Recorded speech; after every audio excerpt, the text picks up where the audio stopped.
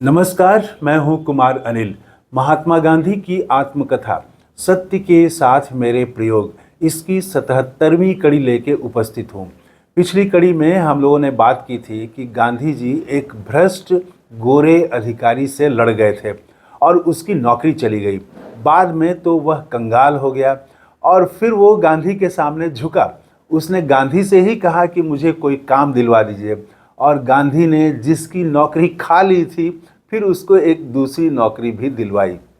आज हम बात करेंगे कि गांधी जी का जो निजी जीवन था, उन पत्नी के साथ संबंध वो कैसा था, और क्या वो अपने पारिवारिक जीवन को आदर्श मानते थे, नहीं मानते थे।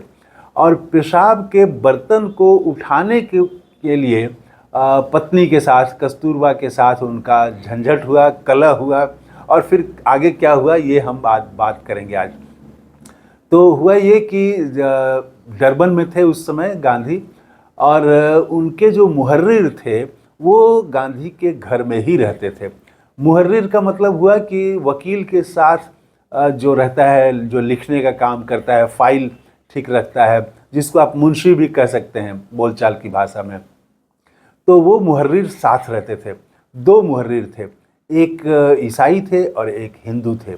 प्रांत के हिसाब से देखें तो एक गुजराती थे और एक मद्रासी थे। तो वहाँ उनके घर की बनावट ऐसी थी कि वो लिखते हैं कि पश्चिमी ढंग की थी, और उसमें कमरे में पेशाब करने के लिए कोई अलग से कमरा, छोटा कमरा नहीं होता था, बल्कि एक विशेष डिजाइन किया हुआ बर्तन होता था, और उस बर्तन में वो जो भी व्यक्ति उस कमरे में है वो पेशाब रात में कर सकता था। तो वो पेशाब का जो बर्तन है वो उठाने का काम गांधी और उनकी पत्नी का ही था। जो भी कोई अतिथि आए, रात में ठहरे, तो वो पेशाब दूसरे दिन सुबह, पेशाब वाला बर्तन ये पति पत्नी ही उठा करके उसको बाहर फेंकते थे। तो उसमें जो बराबर आने वाले लोग थे तो वो तो खुद उठा के फेंक देते थे, लेकिन जो नए हैं वो खुद नहीं भी फेंकते थे, तो वो इनको उठाना पड़ता था। तो वो एक ईसाई मुहर्रिर जो था वो नया आया था, और उसने अपना पेशाब वाला बर्तन खुद बाहर उठा के नहीं ले गया वो। तो अब वो कस्तूरबा को उठाना था। तो कस्तूरबा तो उठाई, लेकिन वो काफ़ी एकदम बड़बड़ाते हुए, बहुत नाराज़गी, उनको बहुत अच्छा नहीं लग रहा था। और वो जो ईसाई मुहर्रिर था, तो उसके माता पिता पंचम जाति के थे।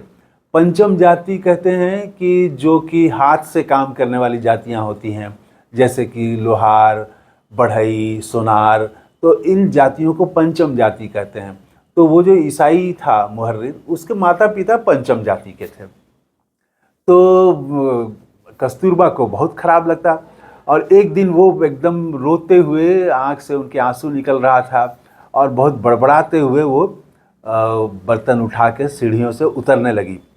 तो गांधी जी को ये अच्छा नहीं लगा, और गांधी जी ने कड़े आवाज़ में कहा कि ये सब कलह जो है ये सब मेरे घर में नहीं चलेगा। तो मेरा घर, जब उन्होंने कहा मेरा घर, तो ये चुभ गई बात कस्तूरबा को। तो कस्तूरबा ने कहा कि तो ठीक है, संभालो अपना घर, मैं तो चली। और उसके बाद उन्होंने दरवाज़ा खोल लिया और वो बाहर निकलने लगी। अब तो गांधी जी हड़बड़ाए। उसके बाद गांधी जी तुरंत फिर दौड़ के गए और वो कस्तूरबा को रोका। कस्तूरबा तो रोए जा रही थी, आंसू उनके गिर रहे थे। कस्तूरबा ने कहा कि मेरे तो यहाँ माँ बाप भी नहीं हैं, मैं कहाँ जाऊँगी, तो मुझे तो तुम्हारी सब बात सहनी ही पड़ेगी, मेरे पास कोई चारा नहीं है, तुम इसी का फ़ायदा उठा रहे हो, तो तुम्हें तो कोई शर्म नहीं है, लेकिन मुझे शर्म है, मैं बाहर कैसे जाऊँगी। तो खैर गांधी जी भीतर से बहुत शर्माए और शर्मिंदगी महसूस हुई उनको। फिर उनको मना करके भीतर ले आए। और यहाँ गांधी जी लिखते हैं कि कलह तो बार बार होते थे घर में, लेकिन हर कलह का परिणाम जो होता था वो शुभ होता था। उसके बाद कुछ बेहतर हो जाता था, पहले से कुछ बेहतर हो जाता था। और ये बात है 1889 की बात है। तब उन्होंने ब्रह्मचर्य का व्रत नहीं लिया था गांधी ने। उस समय वो मानते थे कि पत्नी जो है उसका काम, पत्नी को विषय भोग की ही चीज़ मानते थे, वो वस्तु जैसा कह लीजिए, जो भी कहिए आप, तो विषय भोग की मानते थे। पत्नी को माध्यम मानते थे।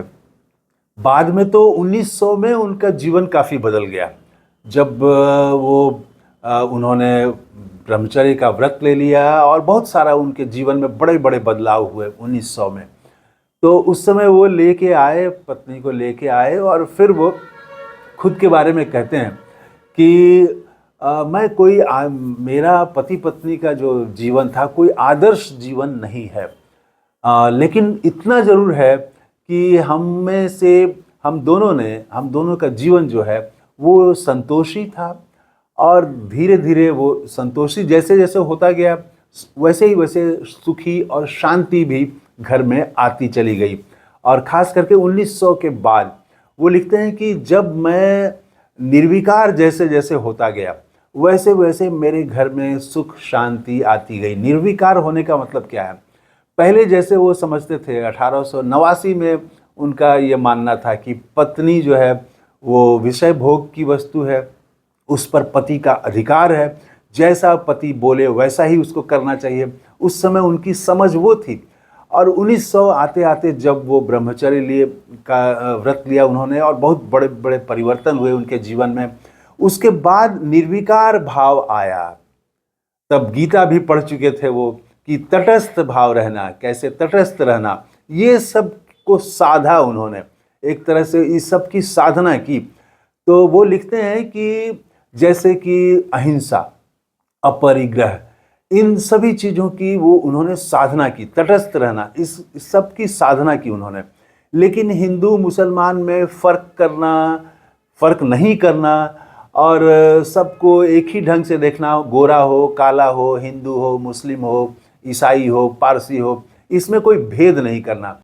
तो इस प्रकार हम देखते हैं कि गांधी जी का पारिवारिक जीवन वो जैसे जैसे निर्विकार होते गए वैसे वैसे ही सुख और शांति उनके परिवार में आता गया।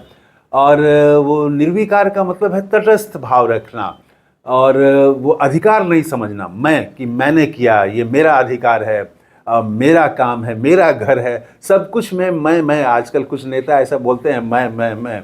तो मैं वाला जैसे छोड़ते गए, वो कर्ता भाव छोड़ते गए, निर्विकार होते गए, दृष्टा होना जिसको कहते हैं, तो वो दृष्टा जैसे जैसे होते गए, और वैसे वैसे उनका पारिवारिक जीवन, उनका जीवन वो सुखी, शांतिपूर्ण और ऊर्ध्वगामी, ऊपर की तरफ और ज़्यादा विकसित होता गया। इस वीडियो में इतना ही। थैंक यू, धन्यवाद, जय हिंद।